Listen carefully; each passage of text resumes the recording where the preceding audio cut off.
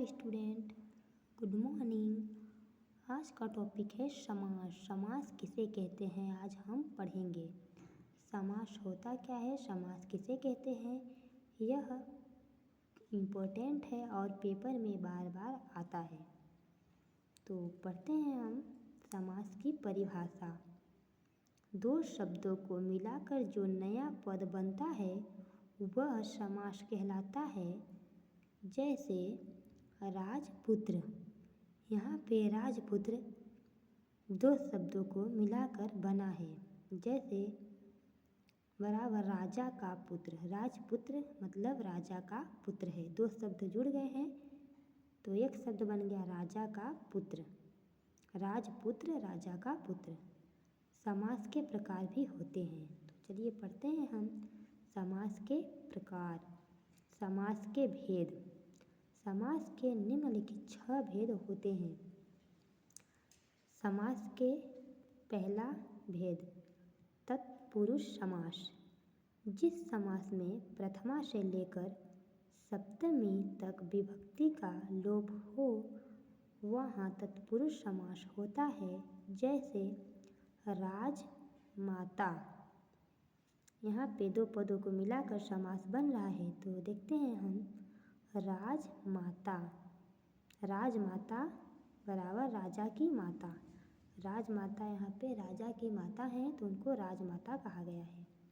राजपुत्र राजा का पुत्र।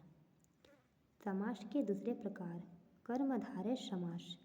कर्मधारय समास में विशेषण एवं विशेष्य के योग से बने समास को कर्मधारय समास कहते हैं। जैसे नीला कमल, काला घोड़ा, लाल गुलाब आदि। यहाँ पे विशेषण और विशेष्य भी शामिल किए गए हैं। समास के तीसरे प्रकार द्वंद्व समास। द्वंद्व समास में होता है बीच में शब्द के और लग जाता है। जैसे राम और सीता, माता और पिता। इस तरह द्वंद्व समास में इसमें दो पदों के बीच और का लोप होता है। जैसे राम सीता बराबर राम और सीता शब्द बन गया। लाभ हानि बराबर लाभ और हानि। समास के चौथे प्रकार द्विगु समास। द्विगु समास में द्विगु समास में अंकों का वर्णन होता है। इसमें पहला शब्द संख्यावाचक होता है। इसमें संख्यावाचक शब्द होता है, संख्याओं का वर्णन होता है। अंक संख्या, इसमें पहला शब्द संख्यावाचक होता है। जैसे नवरत्न, नौ 9 हो गया अंक। नवरत्न बराबर 9 रत्नों का समूह। रत्नों का समूह, 9 रत्नों का समूह बन गया। चौराहा, 4 राहों का समूह मतलब 4 राहों का समूह आदि। समास के पांचवें प्रकार बहुव्रीहि समास।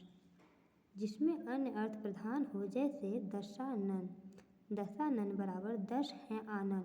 जिनके सिर 10 हैं उनको कहते हैं दशानन। आनन जिसके अर्थात रावण। चंद्रशेखर चंद्रमा हैं।